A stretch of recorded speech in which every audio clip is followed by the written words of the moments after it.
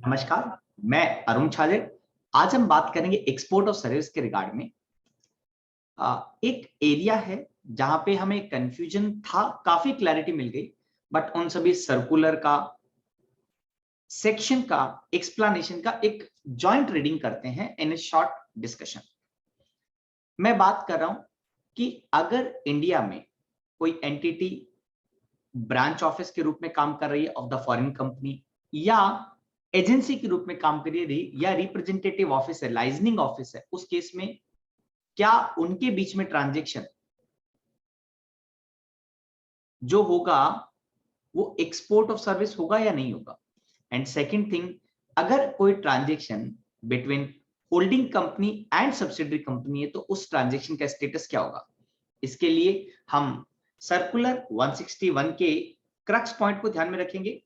Section 2 clause 6 IGST act जो कि export की सर्विस की डेफिनेशन की बात करता है, उसको हम देखेंगे। एंड साथ में सेक्शन 8 ऑफ आईजीएसटी एक्ट जो इंट्रा स्टेट सप्लाई की बात करता है, उसके बाद में जो एक्सप्लेनेशन 1 एंड एक्सप्लेनेशन 2 है, दैट वी विल डिस्कस। पहले बात करते हैं सर्विस को एक्सपोर्ट कहने के लिए 5 conditions. Condition number 1, supplier should be located in India. Condition number 2, customer should be located out of India. Condition number 3, place of the supply should be out of India. एक important condition है जिसका हम कभी further discussion करेंगे। But ये जो place of the supply ये कैसे कैलकुलेट होगी, सेक्शन 13 ऑफ IGST एक्ट, यहाँ पे पॉसिबिलिटी है एरर होने के, या जो हम कैलकुलेट करते हैं वहां पे चांसेस है कि हम गलत कैलकुलेट कर सकते हैं। So please note, section 13 has to be deeply read in order to determine export of service or not. Next है मेरा amount can come in the foreign currency, या वहां पे एक कंडीशन ऐड हुई थी 1 Feb 2019 को कि relaxation I can say amendment क्या हुआ था, amount can come in the foreign currency और amount can come in INR wherever permitted by Reserve Bank of India. Fifth condition जो आज का मेन डिस्कशन है, the supplier and the recipient should not be the mere establishment of distinct person। तो यहाँ पे ना language थोड़ा पढ़ने में दिक्कत होता है, समझने में दिक्कत होता है। मैं ये कह देता हूं, अगर सप्लायर एंड रिसिपिएंट, अगर एक ही पर्सन की दो एस्टैब्लिशमेंट है, एक ही पर्सन की दो एस्टैब्लिशमेंट है, तो क्या माना जाएगा, उनको माना जाएगा they are distinct person and therefore transaction between them will not be export of service. अगर वो एक ही पर्सन की दो एस्टैब्लिशमेंट नहीं मानी जाएगी तो क्या होगा, if they are not the establishment of a distinct person, then we can say yes, no problem, section 2 clause 6 की पांचों कंडीशन सैटिस्फाई हो गई and the transaction between them would continue to be considered as export of service. अगर आप fifth condition को देखेंगे तो वहां पे किसको लिंक किया है, एक्सप्लेनेशन 1 ऑफ सेक्शन 8 क्या कहता है, एक्सप्लेनेशन 1 कहता है for the purpose of this act, सिर्फ मैं क्लॉज 1 पढ़ रहा हूं जो कि अभी हमारे लिए रिलेवेंट है।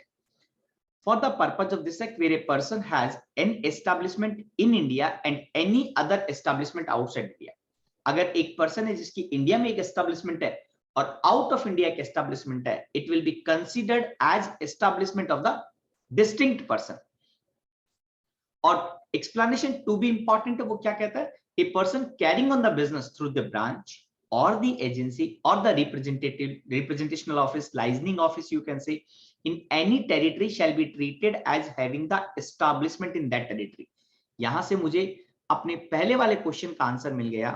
मैं ये कहता हूं कि अगर कोई फॉरेन कंपनी इंडिया में ब्रांच ऑफिस की तरह या एजेंसी की तरह या रिप्रेजेंटेटिव ऑफिस की तरह अगर काम कर रही है, in that case it will be treated that foreign company is also having the establishment in that territory in India and they, अगर एक पर्सन की दो फिक्स एस्टेब्लिशमेंट है, एक इंडिया में एक आउट ऑफ इंडिया में, सो वी कैन से जो कंडीशन नंबर 5 है वो डिस्क्वालीफाई हो जाएगी and therefore we can say transaction between them will not be export of service. Reverse कर दीजिए, इंडिया में कंपनी है और उसकी फॉरेन में ब्रांच है, तो क्या माना जाएगा कि transaction between them will not be considered as export of service.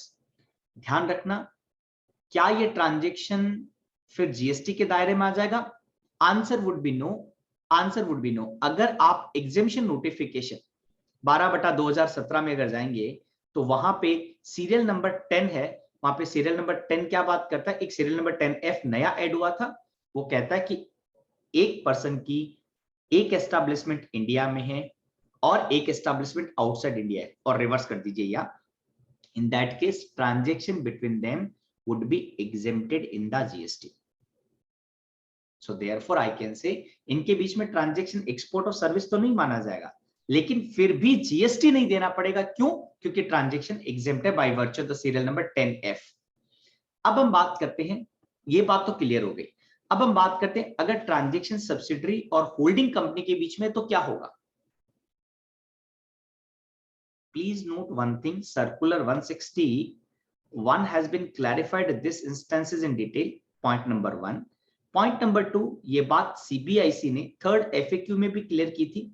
And third more point, prior to that we have I can say this, prior to circular 161 we have one favorable judgment of Linde Engineering, service tax का judgment है, but हमें clarity मिल गई थी। क्या clarity मिल गई थी? अगर कोई कंपनी इंडिया में अंडर कंपनीज एक्ट रजिस्टर्ड है और वो कंपनी की होल्डिंग कंपनी या उसकी subsidiary company out of India में under that country statute separately अगर रजिस्टर्ड है, तो वो डिस्टिंक्ट पर्सन नहीं माने जाएंगे। They will not be considered as related person, they will be treated as a separate legal entity. And as a result क्या होगा, जो हमने अभी ये फिफ्थ कंडीशन पढ़ी थी कि supplier and recipient are not merely establishment of the distinct person, so ये कंडीशन क्वालिफाई हो जाएगी। मतलब इस केस में ट्रांजैक्शन अगर होल्डिंग या सब्सिडरी के बीच में है तो क्या होगा, ये माना जाएगा transaction are between not merely establishment of the distinct person, दो सेपरेट पर्सन के बीच में ट्रांजैक्शन हो रहा है and that transaction will continue to be export. I hope it is clear, and I have given the relevant extract of circular 161. If you want the PowerPoint presentation, you can share your email ID.